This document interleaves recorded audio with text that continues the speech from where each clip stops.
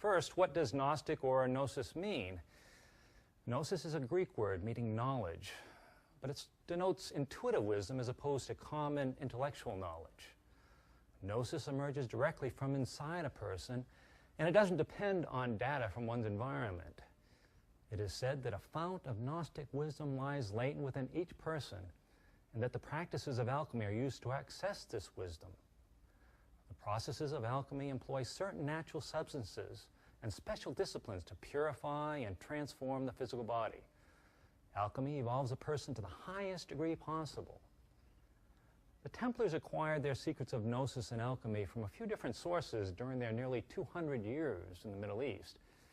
Many of their secrets of alchemy were learned from the Sufis, the mystical adepts of Islam, who were the greatest alchemists of their era.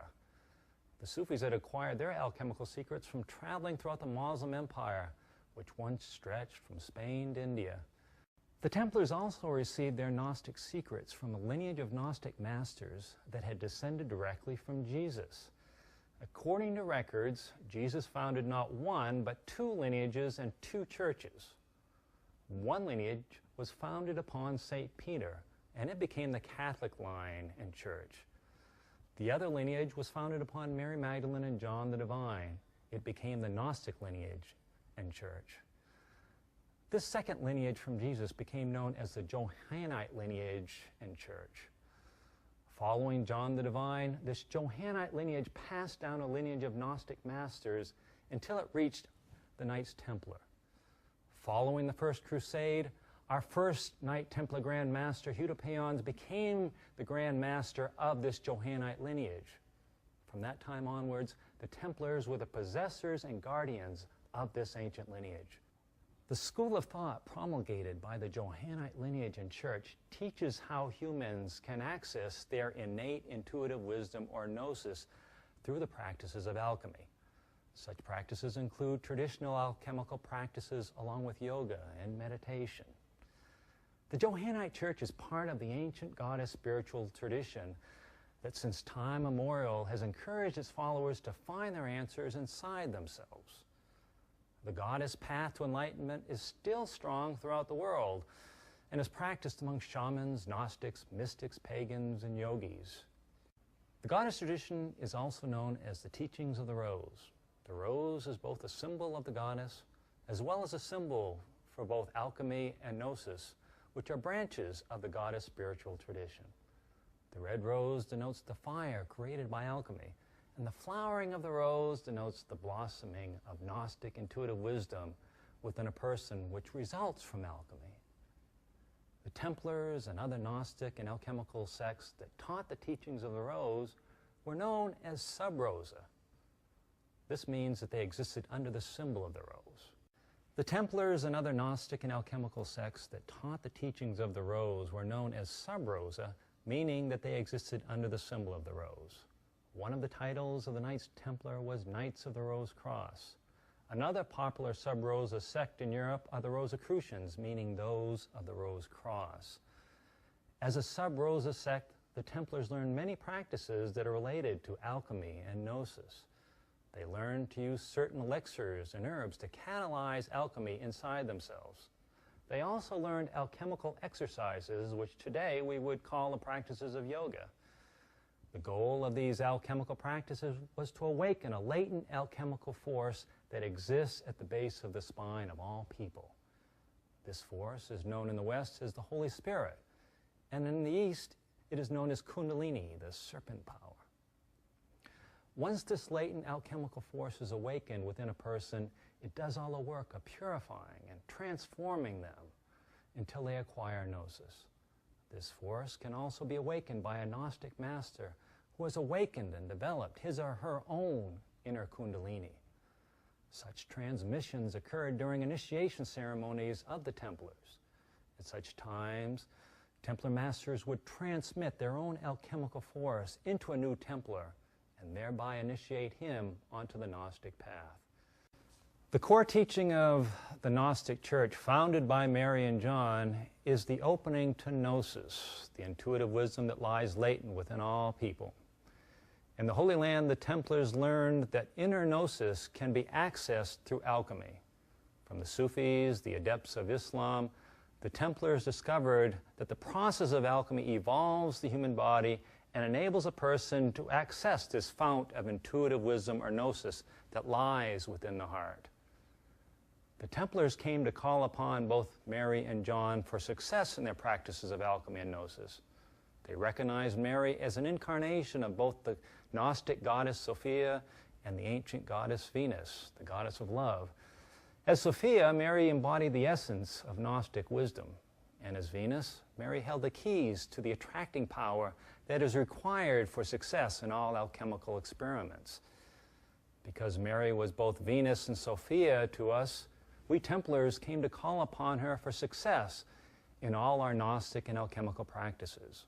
We also came to venerate her as the Black Madonna, which was to us an image that represented both the attractive power of Venus as well as the hidden secret wisdom of Sophia. It was at least partly because of their reverence for Mary Magdalene that the Templars brought back numerous Black Madonnas from the Holy Land and then built churches around them that they dedicated to Mary. Another symbol we associated with Mary was the rose.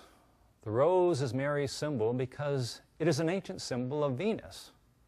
Goddess Venus rules over the attracting power of love, and Mary was recognized as a wonderful personification of love. During their alchemical experiments, the Templars called upon the attracting power of Venus as Mary to precipitate a union of the polarity and the activation of the inner fire of transformation known as the Holy Spirit or Kundalini. With Mary as our alchemical rose, we became known as Knights of the Rose Cross. When the secret societies of Europe acquired the Gnostic and alchemical wisdom of the Templars, many also adopted Mary as their patroness and the rose as their symbol. They collectively became known as Sub Rosa. This means that they existed under the symbol of the rose. These Sub Rosa hidden societies were not, as some claim, created to protect Mary's bloodline. They existed to protect the secrets of the alchemical tradition she was the patroness of. The Knights Templar and Freemasons are intimately related. In fact, it could be said that they are of the same family and that the Templars are the big brothers of the Freemasons. Many of the secrets that were once part of the Knights Templar were eventually transmitted into Freemasonry when the Templar Order was dissolved in 1312. Of course, Freemasonry in its early form as operative Freemasonry existed long before the founding of the Templars in 1118. But in its pre-Templar days, Freemasonry was not so much a mystery tradition as it was an organization of operative Masons who would come together to discuss their building trade and to share their trade secrets. The form of modern Freemasonry that evolved after assimilating the Templar mysteries became known as speculative Freemasonry.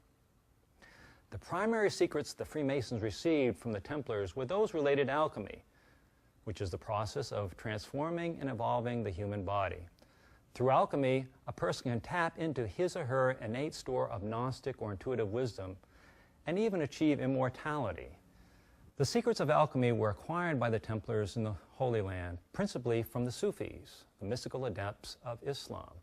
The Knights also received both alchemical and Gnostic wisdom from the Johannites. The Johannites were a Gnostic sect that had descended directly from John the Baptist, Jesus, Mary Magdalene, and John the Apostle. It was called Johannite because its Grand Masters took the honorary title of John, which was not a name but a title. It meant he of Gnostic power and wisdom. The Johannite sect became aligned with the Templar tradition when the first Templar Grand Master, Hugh de Payens, became the leader of the Johannites. At that time, he was given the honorary title of John number 68. Today, the alchemical influence of the Templars in Freemasonry can be found, at least in part, as the Masonic ideal of rebuilding Solomon's temple. This is a metaphor for rebuilding the human body through the power of alchemy. The figure of Hiram Abiff, the master mason of Masonic legend, is this power of alchemy. Past Freemasonry adepts and leaders, such as Manly Palmer Hall, have said Hiram Abiff represents the Holy Spirit or Kundalini power created by alchemy that transmutes and rebuilds the human body. There have been a few important times in history when there has been a transference of Templar wisdom into Freemasonry. In 1188, for example, it is said that many Templars left the Holy Land in order to help create the degrees and rites of what would become part of speculative Freemasonry. One degree that the Templars helped create at this time was the degree of the Knight of the Rose Cross. The rites of this Freemasonic degree were said to be the same ones that the Templars themselves used among themselves. Beginning in 1188, the Templars also brought into Europe Masonic wisdom gained from the Sufi Freemasons known as the Albana. It is believed by some historians that the 3 blue degrees of Freemasonry came directly from the Albana through the Knights Templar. Another transference from the Templars to the Freemasons occurred in 1307, after the Inquisition raided the Templar preceptories and threw the Grand Master Jacques de Molay in prison. Legend has it that while in prison, de Molay worked tirelessly in his cell while molding Templar rites into Freemasonry degrees. And finally, another transference between the Templars and Freemasons occurred after 1307, when those Templars who had fled to Scotland from France assisted in the transmission of their rites and secrets into what would eventually become the Scottish Rite of Freemasonry. Thus, Scottish Rite Freemasonry evolved directly from the rites of the Knights Templar. It began as the Royal Order of Herodom, which was a Freemasonry organization created for the Knights Templar by the Scottish King Robert the Bruce. King Robert made himself and all future Scottish kings the royal Grand Masters of this new order, which consisted of 2 primary degrees, one of which was Knight of the Rose Cross. Then in the 1700s, when the reigning Royal Grand Master of the Royal Order, King James II, went into exile in France, the Scottish Rite really began to emerge. It was in France that the Royal Order evolved into the 25 degrees of the Rite of Herodom, and later these 25 degrees evolved into the 33 degrees of the Scottish Rite. The union of Freemasonry and Templarism was immortalized in stone in 1448 as Roslin Chapel, which was built by Clan Sinclair near Edinburgh, Scotland. Clan Sinclair had been intimately associated with both the Templars and the Freemasons. The clan had become associated with the Templars when Catherine de St. Clair married the first Templar Grand Master, Hugh de Payan, and soon afterwards, many early St. Clair or Sinclairs became high-ranking Knight Templars. After Robert the Bruce created the Royal Order of Herodom, Clan Sinclair was chosen to oversee all the guild and crafts in the country, which included the Order of Herodom. The 2 Johns also manifest within Freemasonry as 2 important lines on the floor of a Masonic lodge. They are referred to as the staffs of the 2 Johns. The 2 Johns also play an important role in the 2 most Gnostic and alchemical degrees of the Scottish Rite of Freemasonry, the 17th and 18th degrees of the Knight of East and West and the Knight of the Rose Cross. The Knights Templar were lovers of the goddess even before they entered the Holy Land at the time of the First Crusade. One of their earliest patrons, St. Bernard, was himself a goddess lover who composed literally hundreds of sermons and hymns in praise of the goddess. Because of his love for Mary Magdalene, St. Bernard spent much of his time at her European headquarters at Vézelay, and he mobilized the Second Crusade from there. In the Holy Land, the Templars learned many of the goddess mysteries from the adepts of Islam, the Sufis. The Sufis were inveterate goddess lovers. In fact, they had anciently founded Mecca to be a shrine of the goddess. The Sufis had also designed the original Muslim flag with the star and crescent moon symbols of the goddess. The Sufis taught the Templars many of the goddess mysteries, including the practices of alchemy and yoga. The Sufis were some of the greatest yogis and alchemists of their time. They taught the Templars that alchemy is designed to awaken and move baraka, or the Holy Spirit power of the goddess, within the human body. The transformative influence of this power leads to the activation of a person's latent centers of intuitive wisdom, or gnosis. From the Sufis, the Templars also learned that the red 8-pointed star, or cross, is both a symbol of the goddess as well as an ancient symbol of alchemy. For this and other reasons, the Templars adopted it as their preeminent symbol. The Templars were also schooled in the goddess tradition through being initiated into a lineage of enlightened Gnostic masters called Johannites. The Johannites emerged out of the Essene sect of the Nazareans or Nazarenes.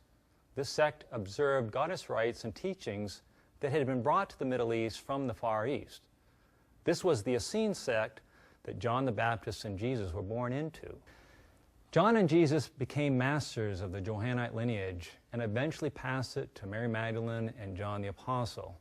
After Mary and John, it moved down a long line of Gnostic masters until the time of the First Crusade. At that time, our first leader, Hugh de Payens, became Grand Master of the Johannite lineage. We Templars then became guardians of this lineage.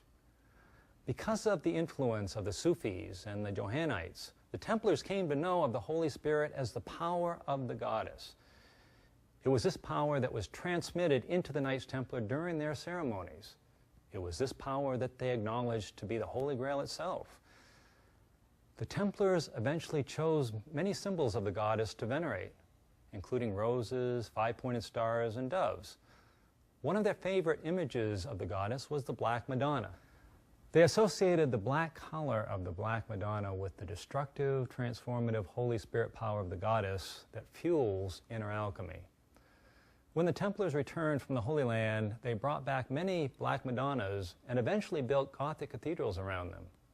Their Black Madonnas were set on the main altars of these cathedrals and enhanced the purpose of these great buildings, which was to generate the Holy Spirit power of the goddess. From the Sufis, the Templars had learned how to use sacred geometrical principles to design energy-conductive buildings that generated the Holy Spirit power. Such buildings are, in essence, alchemical crucibles. They are places where alchemy constantly occurs within those who observe prayer and other forms of spiritual work.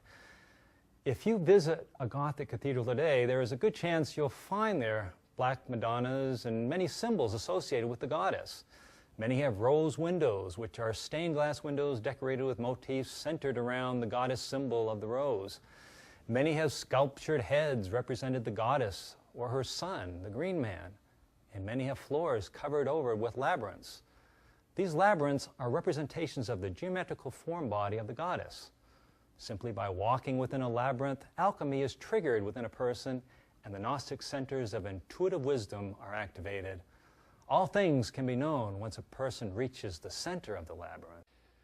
The secret societies of Europe include the Freemasons, the Rosicrucians, and the Illuminati. In the past, these societies received much of their esoteric and secret wisdom from the Knights Templar. Specifically, they learned from the Templars the practices of alchemy that lead to the development of gnosis, or internal intuitive wisdom. The process of alchemy evolves and perfects the human body through elixirs and exercises that awaken and move the transforming power of the Holy Spirit, or Kundalini as they call it in the East. This alchemical force lies dormant at the base of the spine in a normal human being. But when it awakens to the practice of alchemy, it opens and develops a person's subtle centers of intuitive wisdom, or gnosis. When these centers are fully awakened, a person can get the answers to all their questions directly from within. There is no need for a priest or intermediary placed between them and their chosen deity. The Templars incorporated their wisdom of alchemy and gnosis into a mystery school tradition that contained numerous rites and degrees. One of the names of their mystery school was the Holy Grail Mystery School. The Templars learned how to create a mystery school tradition from the Sufis, the enlightened teachers of Islam. When the Knights arrived in the Middle East, the Sufis had created numerous mystery schools which were a synthesis of the esoteric mysteries of India, Persia, Greece, and Egypt. One such school was the School of Assassins, which was formed by the Sufi Hassan Saba. Another sect in the Middle East that helped the Templars create their Holy Grail Mystery School was the Johannites. This was a Gnostic sect that had been founded by John the Baptist and then passed down to Jesus, Mary Magdalene, and John the Apostle. After John the Divine, the leadership of this Gnostic sect was said to have passed down a long line of Gnostic masters who all took the honorary title of John, which was not a name but a title, meaning he of Gnostic power and wisdom. The Johannite sect was amalgamated to the Knights Templar soon after the founding of the Templar Order. At that time, the first Templar Grand Master, Hugh de Payens, also became the Grand Master of the Johannites. Thereafter, the rites of the Johannite sect were interwoven into the Templars' Holy Grail Mystery School. Eventually, the Templars' Holy Grail Mystery School became a Gnostic and alchemical sect of knights who guarded the Holy Grail. But within the Templars' school, the idea of what the Holy Grail is was different than it is today. The Holy Grail was not an object, but an alchemical power that can make one immortal. An object can possess this power, but without the alchemical frequency, an object is powerless to affect a person. The Templars knew that this Holy Grail power is the power of the Holy Spirit of Kundalini. This was the Holy Grail they vowed to guard and protect. Records say that in 1118 a split occurred within the Templars' Holy Grail Mystery School. A new branch of the school was created for non-knights, and eventually it came to include many of the secret societies that adopted the teachings of the Templars' Holy Grail Mystery School, including the Freemasons and the Rosicrucians. Such societies were united through the practice of alchemy and gnosis, and some mirrored the Templars by naming their leaders John. Leonardo da Vinci was such a master. He became known as John number 13 within his secret society. Collectively, the important symbols of most of the secret societies that descended from the Templars were the Holy Grail chalice and the rose. Both the chalice and the rose are symbols of alchemy and gnosis. The chalice represents those who seek to become immortal by filling themselves with the alchemical power, or water of life as it's also called. And the red rose is the symbol of the red fire of alchemy that blossoms into Gnostic or intuitive awareness within a person. All these secret societies collectively became known as sub rosa, meaning that they existed under the symbol of the rose. Some of the secret societies that were spawned by the Templars vowed to get vengeance for the Knights Templar, who had been arrested and viciously persecuted by the Inquisition and the French monarchy for practicing their Gnostic and alchemical rites. One such society was the Illuminati. The Illuminati leadership vowed to not only bring down the world's monarchies and fundamentalist religions, but it also resolved to dissolve any institution that imposed restrictions on a person's freedom. Throughout the centuries, many historians have recognized the Knights Templar to be the siblings of all pagans and nature worshippers. This is because the Knights Templar were themselves goddess and nature worshippers. The 8-pointed red cross they wore on their breast that I wear is an ancient symbol of the goddess. Other important goddess symbols of the Templars have included the 5-pointed star, the dove, and the red rose. In the Middle East, the Templars learned that the goddess possessed the 3 powers of creation, preservation, and destruction. Because they were alchemists, the Templars came to especially venerate the destructive and transformative power of the goddess. They recognized this goddess power to be the transformative fire that brought their alchemical experiments to completion. While in the Middle East, they came to venerate the Black Madonna as a personification of this transformative power of the goddess. And later, they placed Black Madonnas in many of the Gothic cathedrals they built in Europe. Eventually, the Templars created a mystery school tradition known as the Holy Grail Mystery School. The Holy Grail Mystery School contained disciplines taken directly from the ancient goddess spiritual tradition, including alchemy and gnosis.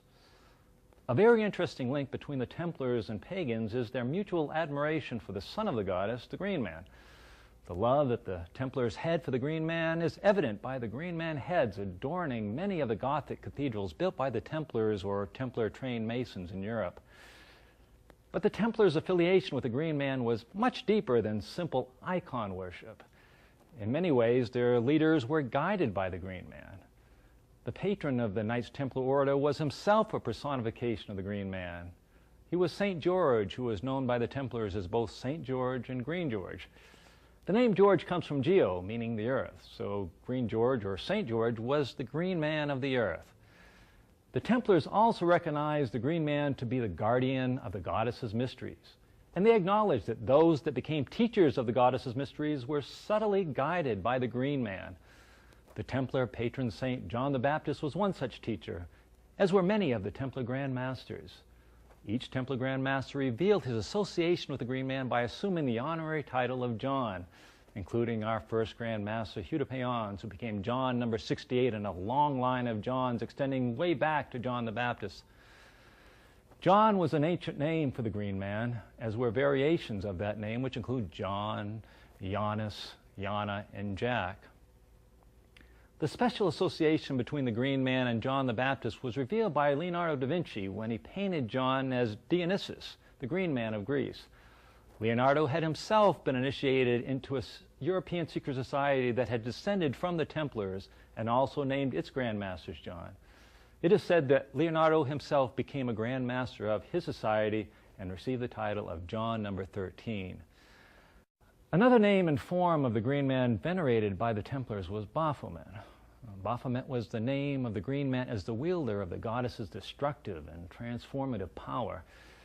The icon of transformative Baphomet that the Templars venerated was based upon the dark, destructive image of the Egyptian horde god, the goat of Mendes, which the Templars made androgynous. They added both male and female human features to the goat, while also placing one of its arms pointing upwards toward the male heaven and the other pointing downward toward the female earth. This androgynous image of Baphomet was intended to personify the destructive power of the goddess, or Kundalini energy, which is itself an androgynous energy. Baphomet was represented as a dark and destructive entity because it was a personification of the Kundalini power. This power destroys everything that keeps the power from knowing his or her divine nature, including a person's ego and limited concepts of reality. Baphomet was also the name of an idolic head that the Templars found in Constantinople during the Fourth Crusade. This was the head of John the Baptist, which emanated the transformative Kundalini power of Baphomet. The Templars placed John's head on their highest altars during their alchemical ceremonies that were designed to activate the inner Kundalini power.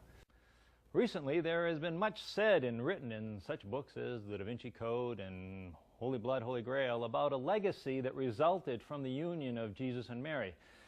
Did they create a holy bloodline?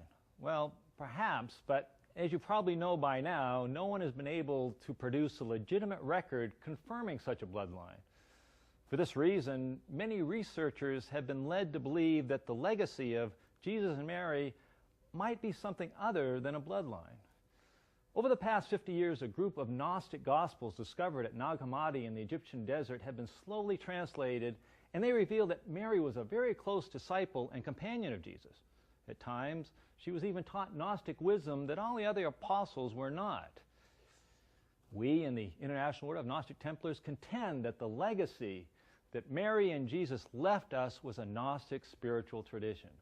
We believe that there were two paths or churches created by Jesus, one being the patriarchal Catholic Church of St. Peter, and the other being the mystical or Gnostic Church that was headed by Mary Magdalene and St. John the Apostle. We believe that the Gnostic Church of Jesus and Mary still exists. Actual records reveal that the leadership of this second Gnostic Church passed from Mary and John the Apostle down a series of Grand Masters who took the honorary title of John. The name John was not a name, but a title. It meant he of Gnostic power and wisdom. Because of its Grand Master's name John, the Gnostic lineage became known as the Johannite lineage. When the Templars were formed in the Holy Land in 1118, the ruling John of the Gnostic lineage and church was living in Jerusalem. He passed the Grand Mastership of the lineage to our first leader, Hugh de Payens, and after that time, we Templars became the representatives and lineal holders of the Gnostic church that had originated with Jesus and Mary. We passed the power of this lineage among ourselves. We came to know of this power as the Holy Grail we vowed to protect. In the book, Holy Blood, Holy Grail, the authors refer to Mary Magdalene as the Holy Grail. We also believe that she was a Holy Grail, but in a different sense than is meant in the book. Mary was a Holy Grail to us because she was a vessel or chalice full of spiritual power. But so were all the Grand Masters of the Johannite lineage. John the Apostle was also a Holy Grail, and his symbol, a chalice from which emerges a dragon or a serpent, was symbolic of the Holy Spirit power he was full of. In the East, this Holy Spirit power is known as the serpent power or Kundalini. We in the International Order of Gnostic Templars are working to revive the ancient Gnostic lineage that flowed to the Templars from John the Baptist, Jesus, Mary Magdalene, and John the Apostle.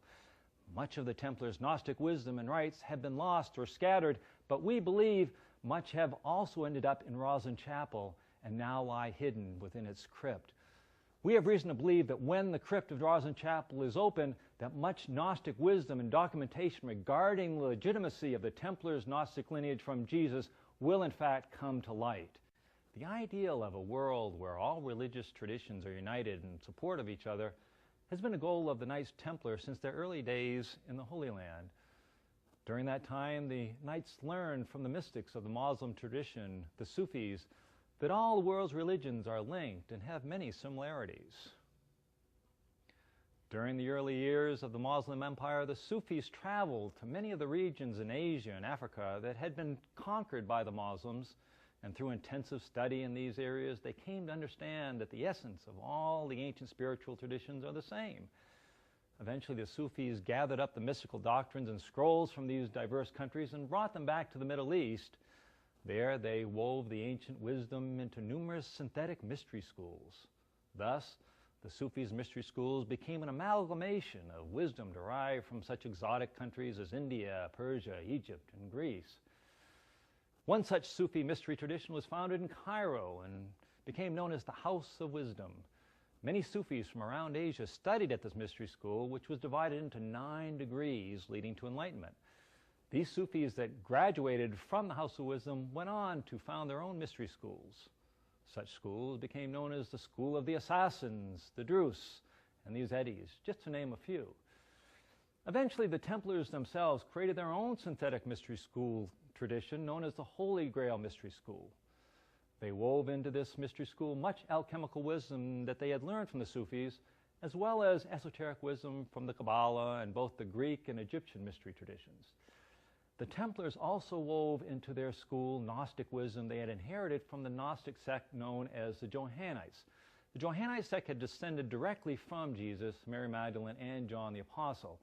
The Johannites claimed to possess the true essence and highest teachings that Jesus had taught his disciples. In the end, the Templars managed to acquire and synthesize an amazing amount of esoteric wisdom from both the Johannites and the Sufis.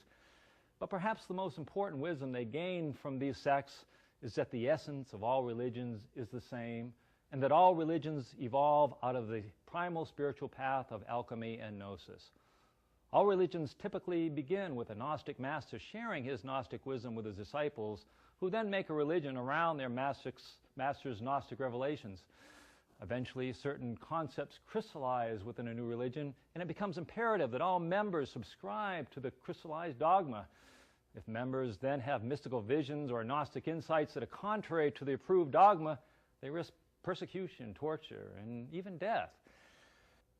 This was, of course, the fate of the Templars. When the Templars returned to Europe and began practicing the Gnostic and alchemical rites of their mystery tradition, their preceptories were soon infiltrated by the Catholic Inquisition and King Philip IV of France, who found the Knights involved in heretical practices.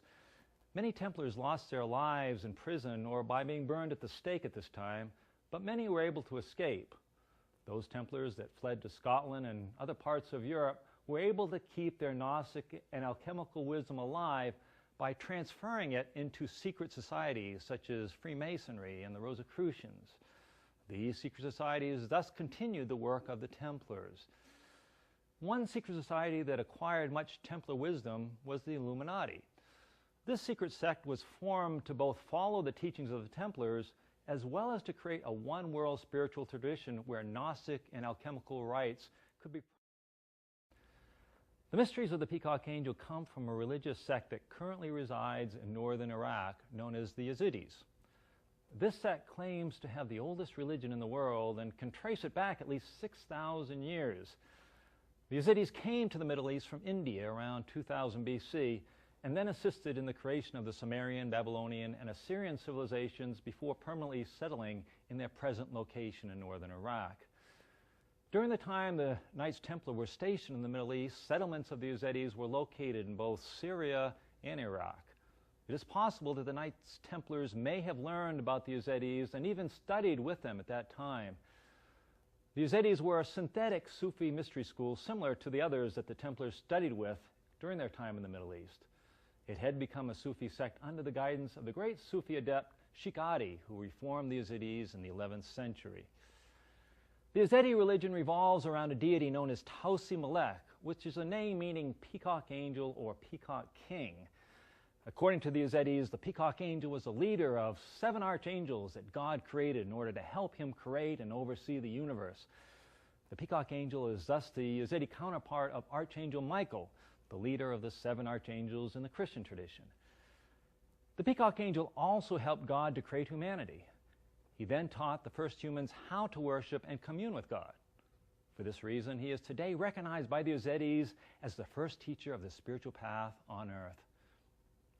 The peacock angel also brought color to the world. God instructed him to come to earth when it was still a barren and hot planet. When the peacock angel landed on our world, he spread his peacock colors across the surface of the planet. His peacock colors included all the 7 colors, which is why the 7 colors are currently manifest within the lush landscape of the earth. It is because his colors became those of the earth's vegetation that the peacock angel is currently recognized in some schools as the Green Man, the Lord of Nature, whose body is collectively all the forms of nature. The Yazidis claim that the place where the peacock angel originally landed before spreading his colors is Laylish. The sacred city of Laylish is now the location of the Yazidis' most holy shrine in northern Iraq. It is at Laylish that the Yazidis observe their most sacred ceremonies and rites, and it is where they retreat to when they are under attack. Currently at Laylish, there is a temple compound that includes the tombs of Sheikh Adi as well as 6 of the original archangels who were physically incarnate when Sheikh Adi was alive. The Yazidis say that the peacock angel currently lives principally in another realm or dimension, but that he continues to help humanity while overseeing the world. They call him the Peacock King because he is recognized as the etheric ruler of the earth. The early Templars apparently learned of the peacock angel's role as the world king because they depicted their Fisher King of legend with a hat or crown made of peacock feathers. The Yazidis claim that the peacock angel created the original path to God and that all others that exist today emerged out of that. You will currently find him in most of the world's religions as their connecting link. Besides manifesting as the Christians' St. Michael, the peacock angel is also manifest as Al-Qadir, the Green Man of the Muslims. He is St. George among us Templars. He is also King Melchizedek among the Jews. He is Metatron among the Kabbalists, and he is Quetzalcoatl among the Maya and the Toltecs. He is Enki among the ancient Sumerians, Skandamorgan among the Hindus, and he is Thoth or Hermes among the Greeks and Egyptians.